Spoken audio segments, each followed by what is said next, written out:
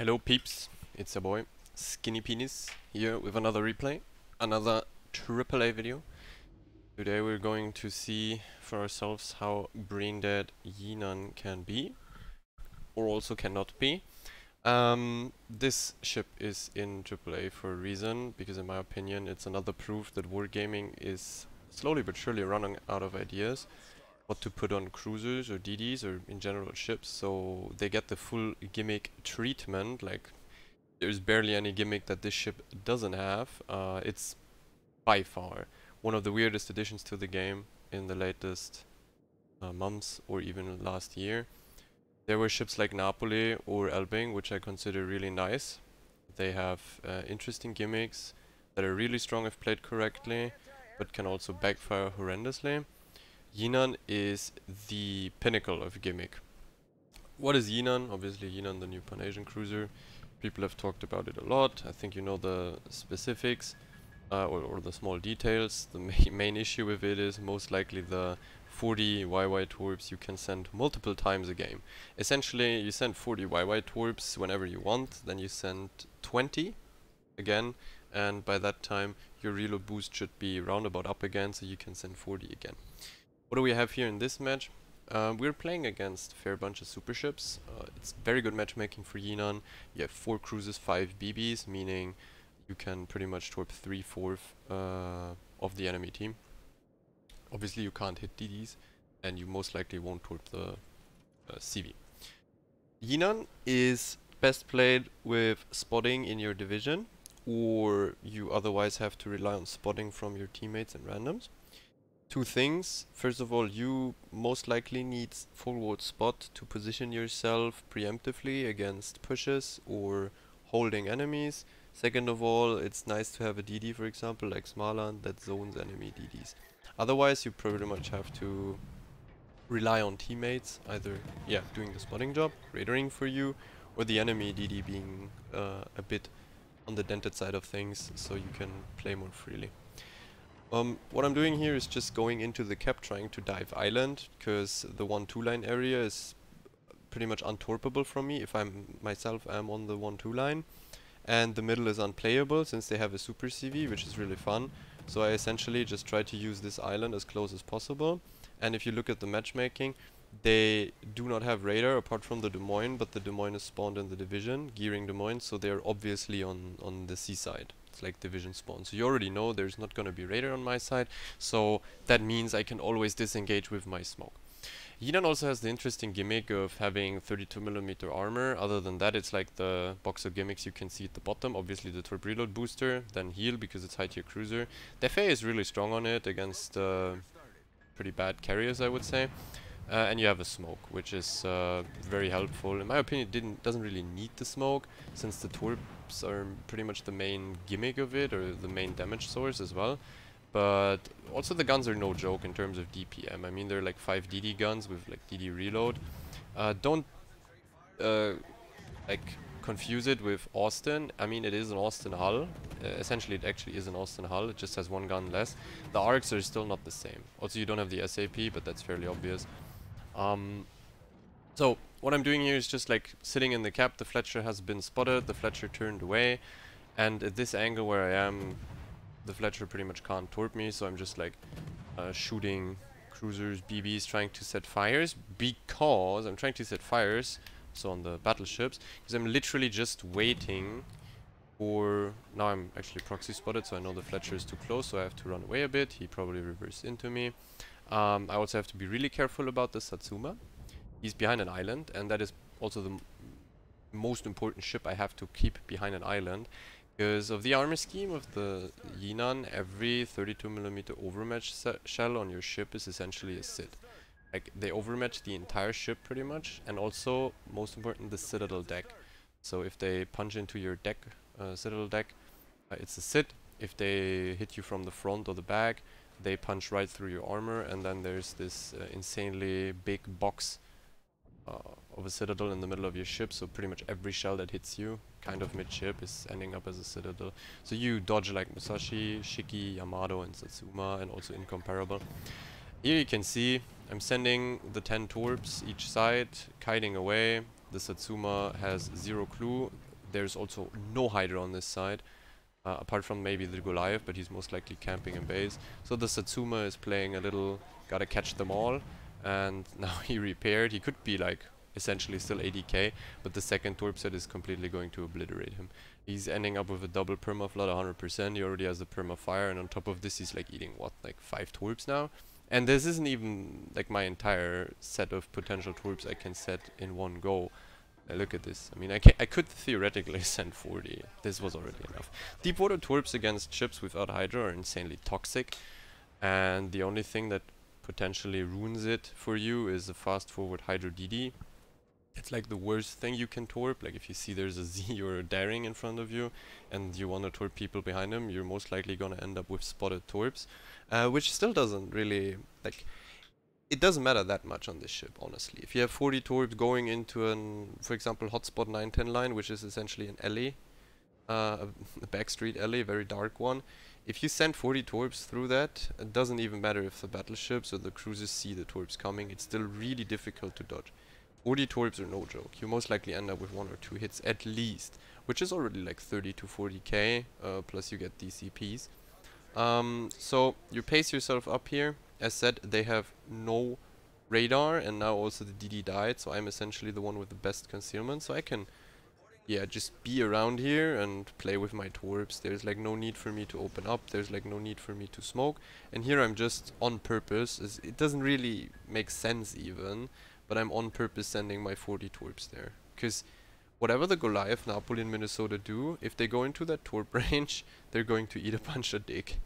It's very simple. They're not most likely not gonna come around the corner there, so this is pointless to torp. I'll just torp their retreat. Goliath most likely going to kite, Napoli going to kite, so just like send the torps there. In my opinion, these ships are kinda cringe and also toxic for the game. Jinan is by no means a cruiser that is viable in every game and every situation. At best it's 50-50. Meaning the enemy team either has to push into you, obviously, or at least hold position.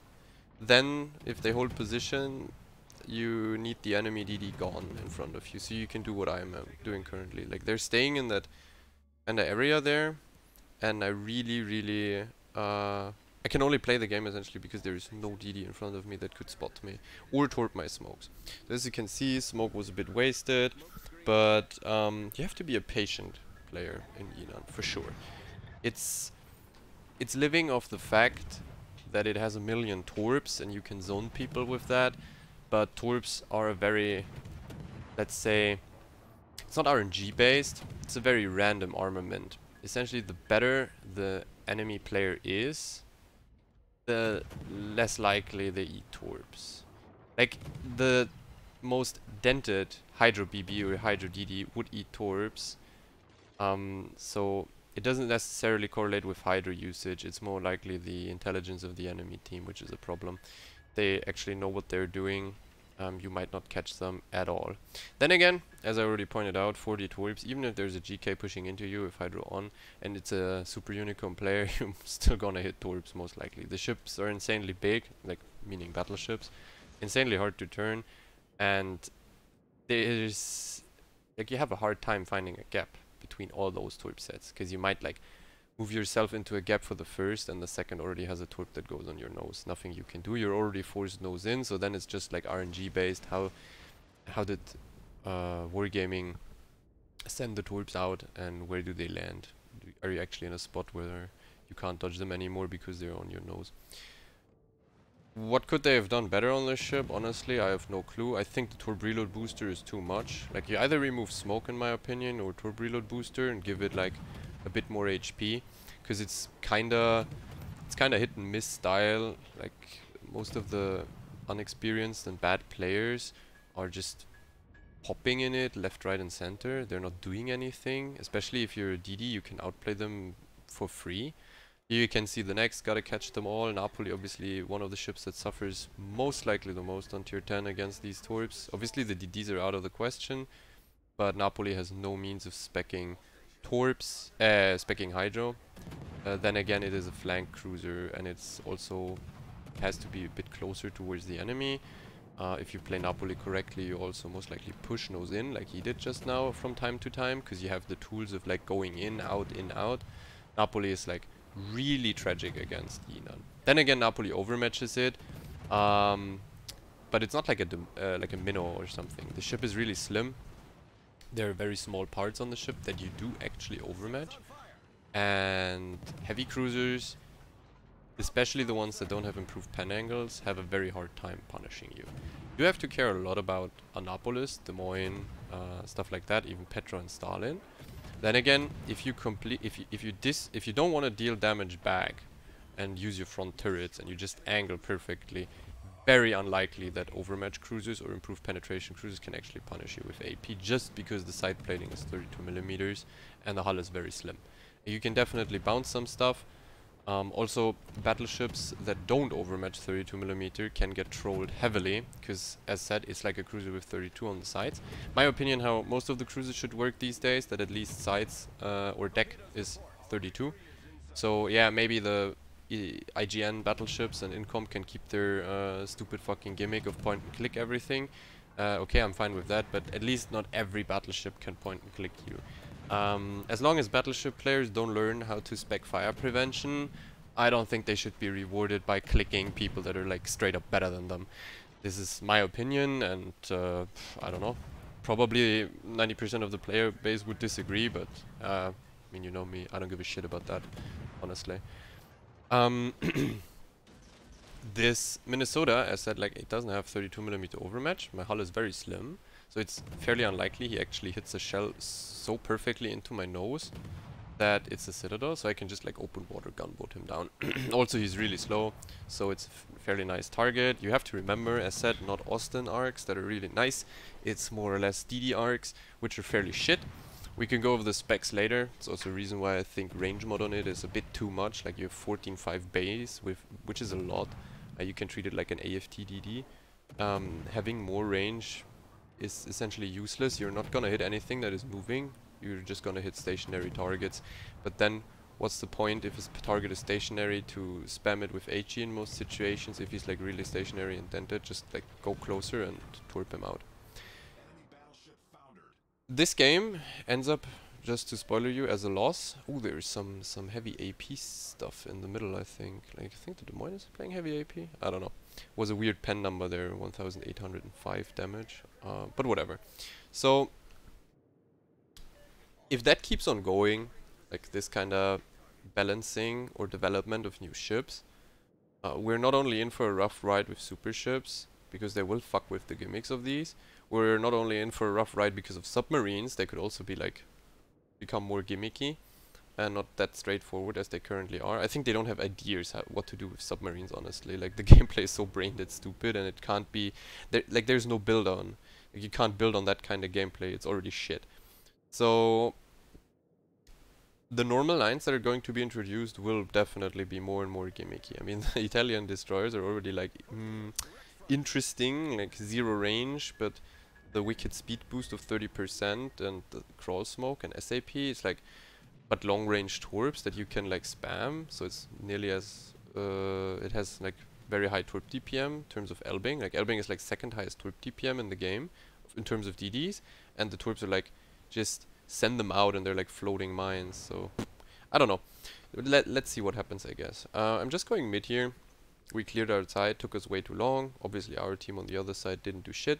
I mean, looking at the minimap, I'm actually confused. Like, there's 3 battleships completely alone in sea, and our United States is not completely murdering them. The Iowa and the Satsuma are actually full HP, so at this point you can just assume it's a loss. Lionhearted was in my diff with a Smaland. He didn't really do much against the Fletcher, but the Fletcher was dented himself, so he got himself killed. The thing was, the super carrier humped him the entire game. So he was like out of the game anyways. He has like barely any HP. Now there's this Des Moines gearing combination in the base. They're obviously smoke botting together, so we didn't really expect to win this game, honestly. Like, they're from Ushinatorn, UN, they're not bad at all. So if they play Des Moines smoke, it's most likely fairly uncounterable for me at this stage. Theoretically, if I get them on my side and they smoke in a weird way, I can shit 40 torps into that smoke. So that's kind of interesting. Like, Jinan probably is the best ship to deal with smoke snails. in the sense that you can make the smoke completely unplayable for an extended period of time, so you force the enemy cruiser out of the smoke. That's also kind of the use you would see for it in comp. The question is just what do you do around the Jinan, because I mean you don't have to respect the Jinan that much, so you could just play completely without smoke and run it down with your cruiser. That essentially also gets outspotted by a DD for free, so you have to put ships around it that spot for it, that zone for it, and that are also a bit heavier so the cruiser can't run down. Here you can see, by the way, the funny engagement. The carrier drops me with the sassy bombers, so I have to dodge that because they literally rip me apart. Two of these torps do like 15k to me if I'm unlucky, so I had to give broadside to the Des Moines, which is obviously using the AP and improved pen to fuck me over. Ship doesn't have that much HP, so like 3-4 sits from a cruiser are already at GG.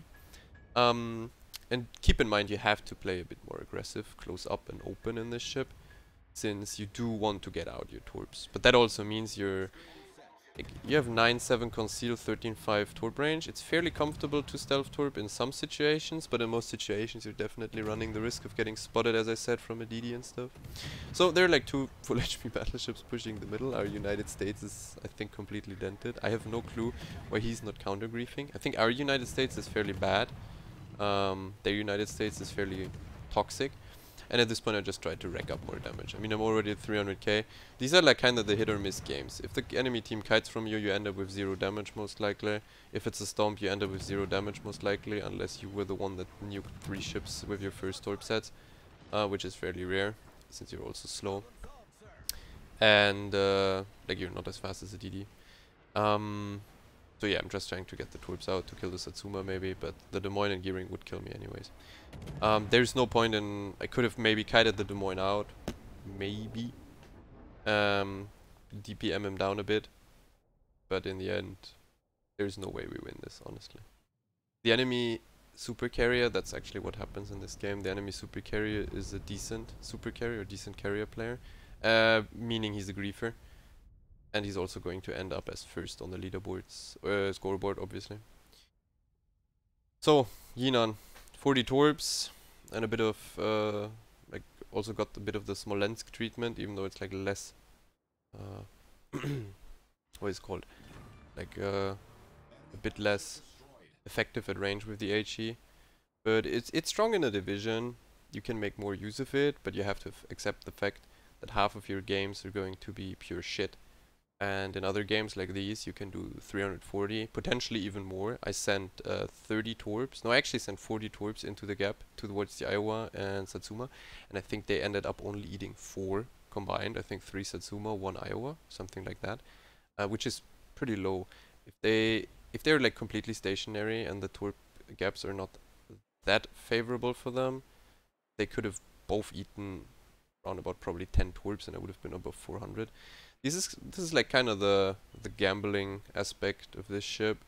Also probably the reason why it's not that liked by most decent players. It's liked for being fun since it brings something new, but it's not a carry powerhouse by no means. Like you have no tools to work against DDs. You have no hydro. You have no radar. You have very little HP, and you're also subject to heavy RNG in terms of matchmaking or enemy battleship salvos. Like, there could be a 32mm overmatcher who's just really lucky and insta-sits you. We're gonna fast forward the game. Our sus just sits here and eats a bunch of dick, and yeah, well, we're going to lose. Actually, yeah, I don't have to really fast forward it. I can just like go into the end screens already. We ended up with 340k. I got the cap since Lionhearted went wide. There's also little point in keeping the DD in that kind of cap on loop, since most likely the enemy team is going to perma-block it from the other side, so what use is a Smaland in there when he could spot Torp and use his radar from the outside to shoot the DD, since he's like stealthy, he can zip around. I couldn't do that, so I blocked it. We ended up an Arsonist on the Minnesota. He was really gifty, even though he had fire prevention. It's fairly interesting. Got very good RNG there. And then all the other achievements, obviously, including Vithera with like the fires I got, which was fairly nice. This game was a combination of a lot of torp hits, 14 is a lot, and also a bunch of fire damage. I ended up as being first, 2.28 base, and as you can see by the enemy scoreboard, You have two people with 2.8k base and a win. Obviously the griefer and his sus. In my opinion, a big piece of shit, but whatever. Then you have the smoke combination. It also ended up being very high. Our team was just straight up bad, and they obviously can abuse that very easily with a smoke combination, even though the map is not perfect for it. It's like the specific damage of each ship. Minnesota, as I said, burned down. The Satsuma 880k torp damage. 75 did a bit of gun damage as well. The other Satsuma, the same kind of. I mean, just pushing into a Jinan as a super battleship is trash. It's tragic and it's trash. Pretty much any battleship that is really big, also like incomparable, that has a very shit turning circle, it's just tragedy to push into it. So what does this ship essentially mean for the enemy team? Well, you kinda just play very passive on the side where the Jinan is until it's dead. So what does it do? It's kinda the Slava of cruisers. You just force the enemy team, or I mean Slava itself is passive, but also forces the enemy team to play a bit more passive maybe. But it itself, as Conqueror, as Thundera does as well, proclaims passive gameplay, and the Jinan forces the enemy team to be passive. So I don't know why we need these gimmicks. You could also maybe create more ships around pushing or close-up support that can take more hits. But like Napoli, for example, pretty good thing actually. It has armor as a cruiser and disengagement tools, so it can play closer, and it also has to play closer because of dispersion and general DPM, so it can't just sit at range and farm very well. It's pretty useless in that sense. I farmed the Goliath as well, only with guns actually. Also he had Hydro, so that's why he dodged my torps. That's kind of the issue when people run Hydro in it. Very hit and miss, very hit and miss. For the commander spec, if you go for the highest average damage possible on the ship, you probably should take the 3-pointer for 15% HE DPM, which is for free, because the guns are so small it doesn't increase concealment, so you most likely end up with more average, since guns are always and always will be more secure source of damage. Torps are very hit and miss, and scaling by with the stupidity of the enemy team as a whole and the player itself. Like, you can also heavily abuse teams that leave gaps in their defensive lines with torpedo boats or general ships with torpedoes, break through and get your torps off from really weird angles really soon, for example in the beginning. So yeah, it really scales with stupidity. That's also why, in my opinion, the Alpha Strike torpedo boats are way superior to stuff like Haaland, Smaland, or torp spammers. Having good concealed, hard-hitting, long-range Alpha Strike like Somers, Gearing, Shimmer, Yu Yang, or Jinan now is just better, because torps are very situational. I spec for torp reload and torpedo speed. No, actually that's torp damage and torpedo reload in the commander. So essentially they do 15% more damage. I think it's just more meme. It's kind of, in my opinion, a bit more fun to play the boat as a complete and utter cock block for any cruiser or battleship that wants to push. The rest is pretty mandatory, like you take survivability expert is better. The ship has 30k HP, so statistically you get what is it, like 1/6 of your HP on top, 5k. That's pretty good. Percentage base, that's a really big increase, and you kinda need it, otherwise you fall prey to HE way sooner. Like certain DDs can out DPM you. Adrenaline rush, really obvious. Concealment, everything is just basic. The only thing that this ship has different from other cruisers is that you invest so many points into torps instead of dropping both torp skills, going for top grade gunner. No, it's not top grade gunner. It is top grade gunner, and then turret traverse or armor switch or something. I also play. You don't need gun feeder, neither do you need turret traverse, but what you need is kinda last stand. The ship is paper, and HE disables your engine as well as your rudder, so having last stand is pretty nice, I think. Maybe in some situation it saves your life.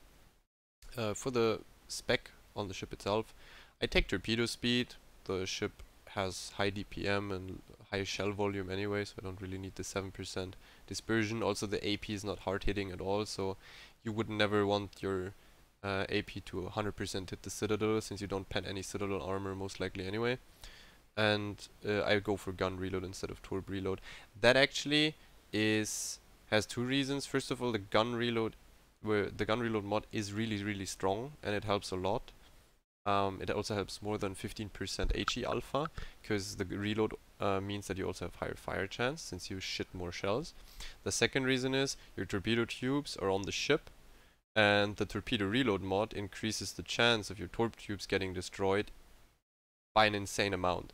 Like, you will definitely lose torp tubes to pretty much every HE salvo, even from DDEs, if you pick torpedo reload mod in the 6th slot. And your torp reload is already insane. It's below 2 minutes on 20 torps. Like, you're essentially, or I think you have a better torp reload than YY base at the moment. They are obviously going to give it a torp reload boost as well. But it already has better base reload. You have 15% more torp damage because of the skill that DDs can't take. And you have an additional set. You have 10-10 on both sides. So going even more into torps is kind of overkill. But yeah, if you range mod, in my opinion, maybe useful if you just play full gun and go for average farming. Also probably with a smoke bot, you could go range and play main gun spec on the ship itself. Maybe that works out better. I wouldn't know. I just play the ship as a meme torpedo boat, essentially. Nothing else. It's, I don't know. It will rot in the port for most of the time. It's fairly division focused and oriented. It's not very funny and engaging to play solo. So yeah, nothing else to say. Hope you can get some nice information out of my captain spec. Maybe you try the same. On the ship there are actually 2 schools of thought, torpedo or guns, which is kind of interesting though. I think they can work a bit on their development of new ships. I'd like to have them more like Elbing or Napoli rather than Jinan or Regolo. I don't really like the gimmick spam. And yeah, that's it for me. Thanks for watching. If you have any questions, just put them in the comment section down below. Man, I'm already sounding like an actual YouTuber. And have a nice week. Stay calm in randoms, and see you in my stream, hopefully. Bye bye.